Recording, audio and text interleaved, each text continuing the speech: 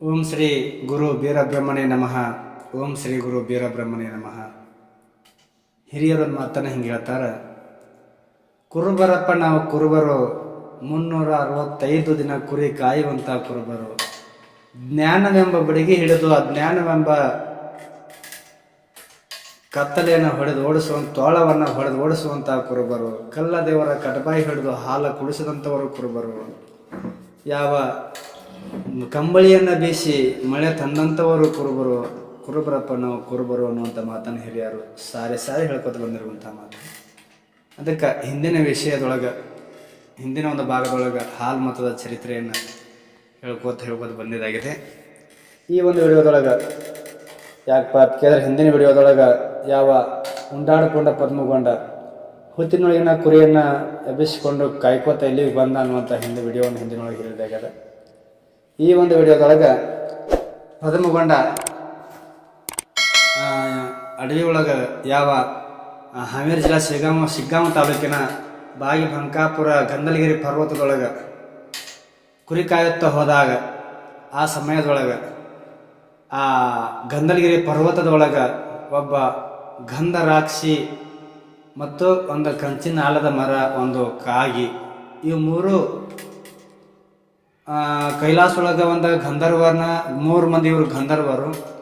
ಈ ಗಂಧರ್ವರು ಒಬ್ಬ ಮುನಿಯ ಶಾಪದಿಂದ ಮರ್ತ ಲೋಕದೊಳಗೆ ಒಬ್ಬ ರಾಕ್ಷಿ ಆಗಿದ್ದ, ಒಬ್ಬ ಕಾಗಿ ಆಗಿದ್ದ, ಒಬ್ಬ ಕಂಚಿನ ಆಲದ ಮರ ಆಗಿದ್ದ.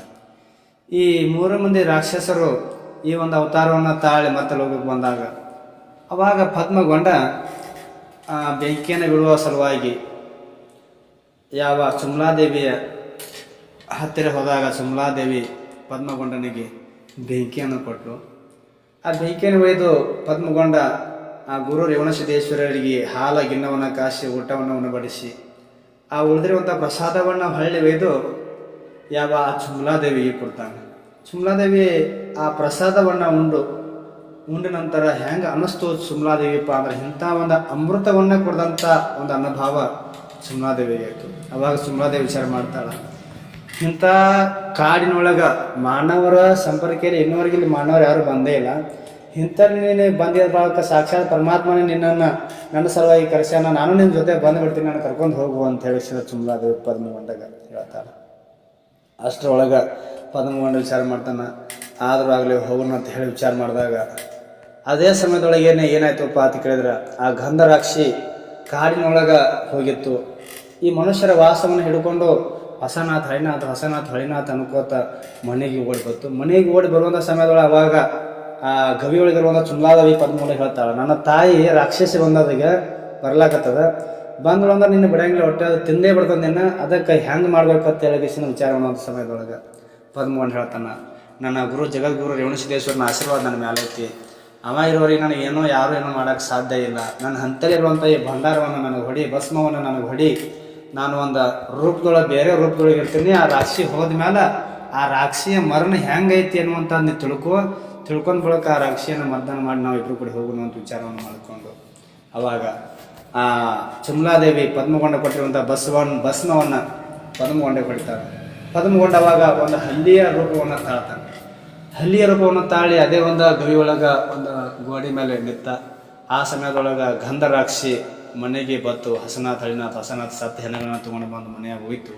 ಹೋದ ಕೃಷ್ಣ ಮಗಳಿಗೆ ಸುಮ್ಲಾದೇವಿಗೆ ಬೆದರಿಸಿ ಅಂಜಿಸಿ ಕೇಳ್ತಾನೆ, ಮನೆಯೊಳಗೆ ಮನುಷ್ಯರ ನಾವು ವಾಸ ಬರ್ಲಾಕತ್ತೈತಿ, ಯಾರು ಬಂದಿದ್ರು ಇಲ್ಲಿ ಹೇಳು, ಇಲ್ಲಿಕಂದ್ರೆ ನೀನು ಬಿಡೋದಿಲ್ಲ, ಹೇಳ್ತೇನಿಲ್ಲ ತಳಿಸಿ ಅಂಜಿಸಿ ಗದರಿಸಿದಾಗ ಅವಾಗ ಸುಮ್ಲಾದೇವಿ ಹೇಳ್ತಾಳೆ, ಇಂಥ ಒಂದು ಅರಣ್ಯದೊಳಗೆ ನನ್ನನ್ನು ಇಲ್ಲಿವರೆಗೆ ತಂದು ಇಷ್ಟು ದೊಡ್ಡ ಕಿರಿ ಮಾಡಿದಿ, ಇಲ್ಲಿವರೆಗೆ ಯಾರು ಇಲ್ಲಿ ಬಂದೇ ಇಲ್ಲ, ಈಗ ಯಾರು ಬರ್ತಾರ, ಬಂದಿಲ್ಲ, ನಿನ್ನೆ ನನಗೆ ಬೇಕಾದ ನಿನ್ನ ತಿನ್ನಂಗಾಯ್ತು ಅಂದ್ರೆ ತಿಂದು ಬಿಡ್ಕರೆ, ನನ್ನ ಸೇರಿದೆ ಸುಮ್ಮನೆ ನನ್ನ ಮನಸ್ಸಿಗೆ ನೋವು ಮಾಡಬೇಡ ಅಂತ ಹೇಳಿ ಸುಮ್ಲಾದೇವಿ ಗಂಧರಾಕ್ಷಿ ಆದಾಗ, ಆದ್ರೆ ಇರಲಿ ಅಂತ ಹೇಳಿ ಗಂಧರಾಕ್ಷಿ ಸುಮ್ಲಾದೇವಿ ಮಾತನ್ನು ಕೇಳಿ ಅವಾಗ ಸುಮ್ಲಾದೇವಿ ಕೇಳ್ತಾಳೆ ಗಂಧರಾಕ್ಷಸಿಗೆ, ನೀನು ದಿನಂಪ್ರತಿ ಕಾಡಿನೊಳಗೆ ಹೋಗಿಬಿಡ್ತಿ, ನೀನು ಹೊಳ್ಳಿ ಜೀವಂತ ಬರ್ತೀವೋ ಅಲ್ಲೇ ಸಾಯ್ತೀವಿ ನನಗೆ ಗೊತ್ತೇ ಆಗಂಗಿಲ್ಲ, ನನಗೆ ನೀ ಸಾಯ್ಬೇಕಾದ್ರೆ ನಿಂದು ಸಾವು ಹೆಂಗೈತಿ, ನೀನು ಎರಡರಿಂದ ಐತಿ, ನನಗೆ ಸ್ವಲ್ಪ ಪುನಃ ಹೇಳಿ ಸತ್ಯದ ಸಾಯಿಲ್ಲ, ನನಗೆ ಹೆಂಗೆ ಗೊತ್ತಾಗಬೇಕು ಅಂದಾಗ ಅವಾಗ ಗಂಧರಾಕ್ಷಿ ತನ್ನ ಸಾವಿನ ಬದ್ದದೊಳಗೆ ಒಂದು ವಿಷಯವನ್ನು ಯಾವ ಸುಮ್ಲಾದೇವಿಗೆ ಹೇಳ್ತದೆ.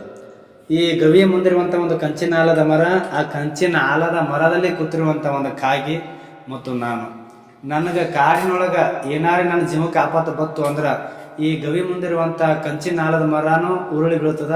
ಆ ಕಾಗಿ ಏನಾರೇ ಒಂದು ದುರ್ಗತಿ ಬಂದ್ರೂ ಕೂಡ ಆ ಕಾಗಿನೂ ಸಾಯ್ತದ, ಕಂಚಿನ ಆಲದ ಮರನೂ ಬೀಳ್ತದ, ನಾನು ಪ್ರಾಣ ಹೋಗ್ತದ.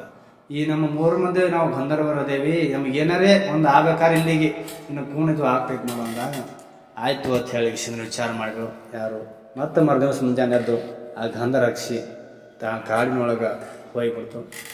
ಅವಾಗ ಪದ್ಮಗೊಂಡ ಹಲ್ಲಿ ರೂಪದೊಡೆದಾಗರಾಗ ಅವಾಗ ಚುಮ್ರಾದೇವಿ ಮತ್ತೆ ಹೊಳ್ಳಕ್ಕೆ ಬಸ್ನವನ್ನ ಹಲ್ಲಿ ಹೊಡೆದಾಗ ಪದ್ಮಗೊಂಡ ಮನುಷ್ಯನ ರೂಪವನ್ನು ತಾಳಿ ನಿಲ್ಲತ್ತಾನೆ. ಅವಾಗ ಮನುಷ್ಯ ರೂಪ ತಾಳಿದ ಮೇಲೆ ಪದ್ಮಗೊಂಡಾಗ ಚುಮ್ಲಾದೇವಿ ಹೇಳ್ತಾಳೆ, ಗಂಧರಾಕ್ಷಿ ಇವತ್ತು ದಿವಸ ತನ್ನ ಸಾವಿನ ಒಂದು ವಿಷಯವನ್ನು ಹೇಳ್ಯದ. ನಮ್ಮ ಗವಿ ಮುಂದೆ ಒಂದು ಕಂಚಿನ ಆಲದ ಮರದಾಗ ಒಂದು ಕಾಗಿ ಅದ, ಆ ಕಾಗಿ ಸಾಯ್ತಪ್ಪ ಅಂತಂದ್ರೆ ನಮ್ಮದು ಪ್ರಾಣ ಹೋಗಿರ್ತದ, ಅಲ್ಲಿ ನನಗೇನಾಗ್ತದೆ ನಿನ್ನ ಕಾಗಿ ಸಾಯ್ತದ, ಹಿಂಗೆ ಒಂದು ಸಾವಿನ ವಿಷಯವನ್ನು ಹೇಳಿದ ಅಂದಾಗ ಅವಾಗ ಪದ್ಮಗೊಂಡ ಮತ್ತು ಸುಮ್ಲಾದೇವಿ ಕೂಡಿ ವಿಚಾರ ಮಾಡ್ತಾರೆ.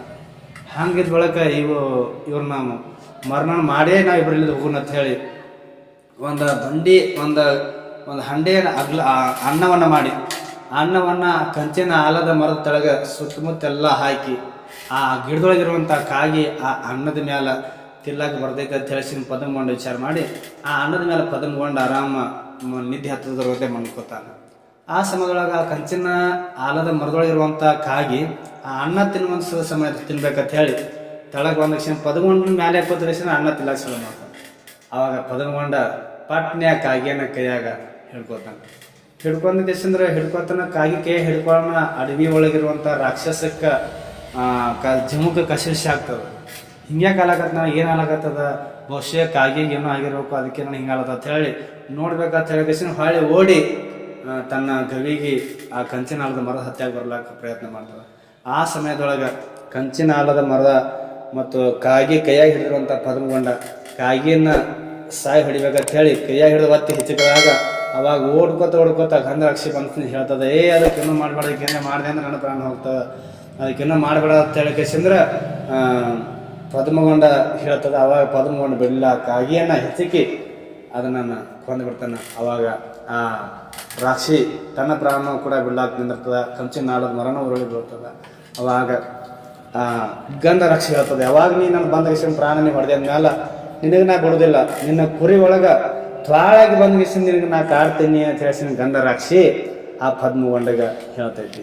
ಅವಾಗ ಅಲ್ಲಿದಿಂದಾನೇ ಇಲ್ಲಿವರೆಗೂ ನಮ್ಮ ಹಾಲು ಮತದ ಕುರಿಗಳನ್ನು ಕಾಯುವಂಥ ಕುರುಬರ ಕುರಿ ಒಳಗೆ ತೋಳಗಳು ಬಂದವಪ್ಪ ಅಂದ್ರೆ ತೋಳ ಆ ಗಂಧರಾಕ್ಷಿ ಅವತಾರವೇ ತೋಳಾಗಿ ಮುಂದೆ ಕುರಿಗಳಿಗೆ ಕಾಡಾಡ್ಲಕ್ಕ ಚಲೋ ಆಗ್ತತಿ. ಅದಕ್ಕೆ ಈಗ ಯಾಕಪ್ಪ ಅಂತ ಕೇಳಿದ್ರೆ ಅಲ್ಲಿನಿಂದ ಮುಂದೆ ಪದ್ಮಗೊಂಡ ಅವ್ರ ಮರಣ ಆಯಿತು. ಅವಾಗ ಮುಂದೆ ಅದು ಗಂಧರಾಕ್ಷಿ ತೋಳಾಗಿ ಹುಟ್ಟಿ ಬಂತು. ಸುಮ್ಲಾದೇವಿಯನ್ನು ಕರ್ಕೊಂಡು ಕುರಿಗಳನ್ನ ಕಾಯುತ್ತಾ ಮತ್ತು ಪದ್ಮಗೊಂಡ ಮುಂದೆ ಸಾಯಿ ಹೊಂತಾನೆ. ಹೀಗೆ ಕೆಲವೊಂದು ದಿವಸಗಳು ಹಿಂಗೆ ಕಾಲಗಳ ಗತಿಸಿದ ಮೇಲೆ ಶಿವ ಪಾರ್ವತಿಯರು ವಿಚಾರ ಮಾಡ್ತಾರೆ, ಇವರಿಬ್ಬರಿಗೆ ಹಿಂಗೆ ನಾವು ಬಿಡಬಾರ್ದು, ಹಿಂಗೆ ಬಿಟ್ಟಿವಪ್ಪ ಅಂತಂದ್ರೆ ಮತ್ತೇನಾದ್ರು ಸ್ವಲ್ಪ ಅನಾಹುತಗಳು ಆಗಬಾರ್ದು ಅಂತ ಹೇಳಿಸಿ ಮತ್ತೆ ಲೋಕಕ್ಕೆ ಬಂದು ಶಿವ ಪಾರ್ವತಿಯರು ಮತ್ತು ಪದ್ಮಗೊಂಡ ಮತ್ತು ಸುಮ್ಲಾದೇವಿಗೆ ಉಣ್ಣಿ ಕಂಕಣವನ್ನು ಕೈ ಒಳಗೆ ಕಟ್ಟಿ ಪದ್ಮಗೊಂಡಾಗ ಅಣ್ಣ ತಮ್ಮಂದಿರ ಜೊತೆ ಊರೊಳಗೆ ಹತ್ತಿ ಕಂಕಣವನ್ನು ಕಟ್ಟಿ ಕೇಸಿಂದ ಮದುವೆ ಮಾಡಿದ್ರು ಅಣ್ಣ ತಮ್ಮರ ಜೊತೆ ಜಿಂಕಾದೇವಿ ಜೋಡಿ. ಅವಾಗ ಅಡವಿ ಒಳಗೆ ಹತ್ತಿ ಸಿಗ್ಲಾರ್ಕ ಆ ಒಂದು ಸಮಯದೊಳಗೆ ಅದೇ ಕುರಿ ಉಣ್ಣಿಯನ್ನೇ ಕತ್ತರಿಸಿ ಆ ಕುರಿ ಉಣ್ಣಿ ಕಂಕಣವನ್ನು ಮಾಡಿ ಪದ್ಮಗೊಂಡನ ಕೈ ಒಳಗೆ ಕಟ್ಟಿ ಅವರ ಮದುವೆಯನ್ನು ಮಾಡಿ ಅಕ್ಕಿ ಕಾಳು ಹೋಗಿಸಿಂದ್ರೆ ಚುಮ್ಲಾದೇವಿದು ಮತ್ತು ಮದುವೆಗೆ ಪದ್ಮಗೊಂಡದಿಬ್ಬರು ಕೂಡಿಸಿ ಮದುವೆ ಮಾಡ್ತಾರೆ. ಅಲ್ಲಿ ಹತ್ತಿ ಕಂಕಣ ಮತ್ತು ಉಣ್ಣಿ ಕಂಕಣ 2 ಕಂಕಣಗಳಾದವು. ಪದ್ಮಗೊಂಡಾಗ 2 ಹೆಂಡ್ರಾದರು, ಒಬ್ಬಾಕಿ ಜಿಂಕಾದೇವಿ, ಒಬ್ಬಾಕಿ ಚುಮ್ಲಾದೇವಿ. ಅವಾಗ ಚುಮ್ಲಾದೇವಿಯನ್ನು ಕರ್ಕೊಂಡು ಕುರಿಗಳನ್ನ ಮೇಯಿಸುತ್ತಾ ಪದ್ಮಗೊಂಡ ಮರಳಿ ತನ್ನ ಊರಾಗಿರುವಂಥ ಜಾಗೃತಪುರಕ್ಕೆ ಬರ್ತಾನೆ. ಜಾಗೃತಪುರಕ್ಕೆ ಬಂದ ಮೇಲೆ ಅವಾಗ ಅವರ ತಾಯಿ ತಂದೆ ಅವರನ್ನು ಬರಮಾಡಿಕೊಂಡು ಮುಂದೆ ಏನಾಯ್ತಪ್ಪ ಅಂತ ಕೇಳಿದ್ರೆ ಆ ಚುಮ್ಲಾದೇವಿ ಹೊಟ್ಟೆ ಒಳಗೆ ಮಕ್ಕಳು ಹುಟ್ಟಿ ಬರ್ತಾರೆ, ಜಿಂಕಾದೇವಿ ಹೊಟ್ಟೆಲೇನು ಮಕ್ಕಳು ಹುಟ್ಟಿ ಬರ್ತಾರೆ.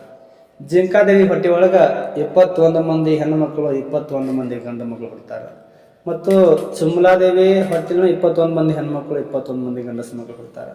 ಅವಾಗ ಈಕಿ ಹೊಟ್ಲೆ 42 ಮಂದಿ, ಈಕಿ ಹೊಟ್ಲೆ 42 ಮಂದಿ, ಟೋಟಲ್ ಪದ್ಮಗೊಂಡಾಗ 2 ಹೆಣ್ಣರು 84 ಮಂದಿ ಮಕ್ಕಳು, 42 ಮಂದಿ ಹೆಣ್ಣು ಮಕ್ಕಳು, 42 ಮಂದಿ ಗಂಡಸು ಮಕ್ಕಳು ಪದ್ಮಗೊಂಡ ಹೊಟ್ಟೆ ಹುಟ್ಟಿ ಬರ್ತಾರೆ. ಅದಕ್ಕೆ ಈ ಒಂದು ಪದ್ಮಗೊಂಡನ ವಿಸ್ತಾರ ಹಾಲುಮತದ ಬಡ್ಡಿ ಹಿಂಗೆ ಬೆಳ್ಕೊತ ಇಲ್ಲಿಗೆ ಬರ್ತೈತಿ. ಇನ್ನು ಮುಂದೆ ಪದ್ಮಗೊಂಡ 84 ಮಂದಿ ಮಕ್ಕಳೊಳಗೆ ಅವಾಗ ಅದ್ರೊಳಗೊಬ್ಬ ಹಿರಿಮಗನಾಗಿರುವಂಥ ಯಾವ ದೇವರಾಯ, ಆ ದೇವರಾಯನ ಹೊಟ್ಟಿಲೆ ಯಾರು ಹುಟ್ಟಿ ಬರ್ತಾರಪ್ಪ ಅಂತ ಕೇಳಿದ್ರೆ ಮುಂದೆ ಅವನಿಗೆ ಬೆಳೆದು ದೊಡ್ಡವಾದ ಮೇಲೆ ಅವನಿಗೆ ಮದುವೆಯನ್ನು ಮಾಡ್ತಾರೆ. ಅವಾಗ ಏನಾಯ್ತಪ್ಪ ಅಂತ ಕೇಳಿದ್ರೆ ಜಿಂಕಾದೇವಿ ಏನು ಮಾಡ್ತಪ್ಪ ಅಂತ ಕೇಳಿದ್ರೆ ಇವರು ಅಡವಿ ಒಳಗಿರುವಂಥ ಚುಮ್ನಾದೇವಿ ಮಕ್ಕಳಿಗೆ ಮತ್ತು ಜಿಂಕಾದೇವಿ ಮಕ್ಕಳಿಗೆ ಯಾಕಪ್ಪ ಅಂತ ಕೇಳಿದ್ರೆ ಅಣ್ತಮ್ಮರೊಳಗೆ ಮನಸ್ಸಾಗಿ ಅವ್ರದ್ದೊಂದು ಬೇರೆ ಭಾಗ ಆಗ್ತೈತಿ, ಇವ್ರದ್ದೊಂದು ಭಾಗ ಬೇರೆ ಆಗ್ತೈತಿ. ಆವಾಗ ಏನಾಯ್ತಪ್ಪ ಅಂತ ಕೇಳಿದ್ರೆ ಯಾವ ನಮ್ಮ ಪದ್ಮಗೊಂಡನ 84 ಮಂದಿ 47 ಮಂದಿ ಗಂಡಸು ಮಕ್ಕಳೊಳಗೆ ದೇವರಾಯ ಅನ್ನುವಂಥವನು ಹೊಟ್ಟಿಲೆ ದೀಪಕರಾಯರು ಅನ್ನುವಂಥವರು ಇಬ್ಬರು ಮಕ್ಕಳು ಹುಟ್ಟಿ ಬರ್ತಾರೆ. ಮುಂದೆ ಅವರು ಬೆಳೆದು ದೊಡ್ಡವರಾದ ನಂತರ ಏನಾಗ್ತಿದೆಪ್ಪ ಅಂತ ಕೇಳಿದ್ರೆ ಅಲ್ಲಿ ಧೂಪಕರಾಯನ ಹೊಟ್ಟೆಲಿ ಚಾಣಕ್ರಾಯರು ಅನ್ನುವಂಥವ್ರು ಹುಟ್ಟಿ ಬರ್ತಾರೆ. ಇನ್ನು ಆನಕ್ರಾಯ ಮತ್ತು ಚಾಣಕ್ರಾಯರು ಬೆಳೆದು ದೊಡ್ಡವರಾದ ನಂತರ ಅವ್ರ ಹೊಟ್ಟೆಲೆ ಮದುವೆ ಮಾಡಿದ ನಂತರ ಅವ್ರ ಹೊಟ್ಟೆಲೆ ಇವರು ಮಗಳು ಹುಟ್ಟಿ ಬರ್ತಾರೆ. ಯಾರಪ್ಪ ಅಂತ ಕೇಳಿದ್ರೆ ಸೈರಿಕ ಭಂಬರಾಯ ಅನ್ನುವಂಥ ಮಗ ಹುಟ್ಟಿ ಬರ್ತಾರೆ. ಇನ್ನು ಸೈರಿಕ ಭಂಬರಾಯ ಇವ ಆನೆಗುಂದಿ ಅರಸನಾಗಿರುವಂಥ ಆನೆಗುಂದಿ ರಾಜನ ಮಗಳ ಚಂದ್ರಭಾಗಾದೇವಿಯನ್ನು ಮದುವೆ ಮಾಡ್ಕೋತಾನೆ.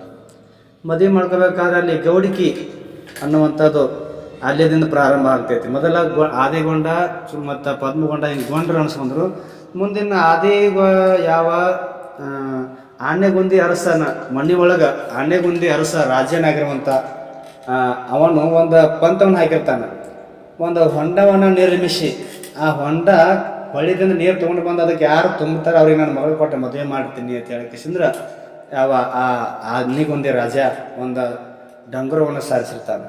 ಅಂಥ ಸಮಯದೊಳಗೆ ಸೈರಿಕ ಭಂಬರಾಯ ನಾನು ಪ್ರಯತ್ನ ಮಾಡಬೇಕು ಗುರು ರೇವಣಸಿದ್ದೇಶ್ವರನ ಆಶೀರ್ವಾದ ತೊಗೊಂಡು ಅಂತ ಹೇಳಿ ಮತ್ತು ಗೌಡ ಬಂಗಾರ ಜೋಗಿ ಸನ್ಯಾಸಿನ ಆಶೀರ್ವಾದ ತೊಗೊಂಡು ನಾನು ಪ್ರಯತ್ನ ಮಾಡಬೇಕು ಅಂತ ಹೇಳಿ ವಿಚಾರ ಮಾಡಿಕೊಂಡು ಯಾವ ಸೈರಿಕ ಭಂಬರಾಯ ಹೊಳಿ ಒಳಗೆ ಒಂದು ಕೊಡವನ್ನ ತೊಗೊಂಡು ಹೊಳಿ ಒಳಗೆ ಹೋಗಿ ನೀರು ತುಂಬ್ಕೊಂಡು ಬರೋದು ಹೌದಕ್ಕೆ ಹಾಕೋದು, ತುಂಬ್ಕೊಂಬರೋದು ಹೌದಕ್ಕೆ ಹಾಕೋದು ಪ್ರಯತ್ನವನ್ನು ಮಾಡಿದಾಕ್ರ ಒಟ್ಟು ಅದು ಹೌದನ ತುಂಬಲಿಲ್ಲ. ಯಾಕಪ್ಪ ಅದಕ್ಕೆ ಹೌದಿನ ತಳದೊಳಗೆ ಒಂದು ಗುರುತಾಗ್ಲಾರ್ದಂಗೆ ಒಂದು ರಂಧ್ರವನ್ನು ಬಿಟ್ಟು ಹೊಳ್ಳಿ ಆ ನೀರು ಹೋಗಿ ಹೊಳಿಗೆ ಕೊಡಂಗೆ ಮಾಡಿರ್ತಾರೆ. ಅವಾಗ ಅಲ್ಲಿ ಏನಾಗ್ತಪ್ಪ ಅಂತ ಕೇಳಿದ್ರೆ ಗುರು ಸೊನ್ನಾರ ಸಿದ್ಧರು ಬಂದ ವಿಷಯ ಭೇಟಿಯಾಗಿ ಹೇಳ್ತಾರೆ, ಆ ಹೌದದೊಳಗೆ ಒಂದು ರಂಧ್ರ ಅದ, ರಂಧ್ರವನ್ನು ಮುಚ್ಚಿ ನೀರು ತುಂಬಿದ್ರೆ ಹೌದು ತುಂಬತೈತಿ ಅಂದಾಗ ಅವಾಗ ಸೈರಿಕ ಭಂಬರಾಯರು ಏನು ಮಾಡ್ತಾರೆ ಅಂತ ಕೇಳಿದ್ರೆ ಹೌದೊಳಗಿರುವಂಥ ರಂಧ್ರವನ್ನು ಬಂದ್ ಮಾಡಿ ಆ ನೀರವನ್ನು ಹೊಳಿ ನೀರು ತಂದ ಹೌದು ಹಾಕಿದಾಗ ಅದನ್ನು ತುಂಬಿತು. ಅವಾಗ ಆನೆಗುಂದಿ ರಾಜ ತನ್ನ ಮಗಳಾಗಿರುವಂಥ ಚಂದ್ರಭಾಗಾದೇವಿಯನ್ನು ಯಾವ ಸೈರಿಕ ಭಂಬರಾಯರಿಗೆ ಕೊಟ್ಟು ಮದುವೆ ಮಾಡ್ತಾರೆ. ಇನ್ನು ಮತ್ತು ಮುಂದಿನ ಭಾಗದೊಳಗೆ ಏನಾಗ್ತೈತಿ ಅಂತಕ್ಕಂಥ ವಿಷಯವನ್ನು ಮತ್ತು ಮುಂದಿನ ಭಾಗ ಹೇಳ್ತೇವೆ. ಎಲ್ಲದಕ್ಕೆ ಈ ನನ್ನ ಮಾತನ್ನ ಇಲ್ಲಿ ಮುಗಿಸ್ತಾ ಇದ್ದೇನೆ. ಎಲ್ಲರಿಗೂ ತುಂಬ ಧನ್ಯವಾದಗಳು.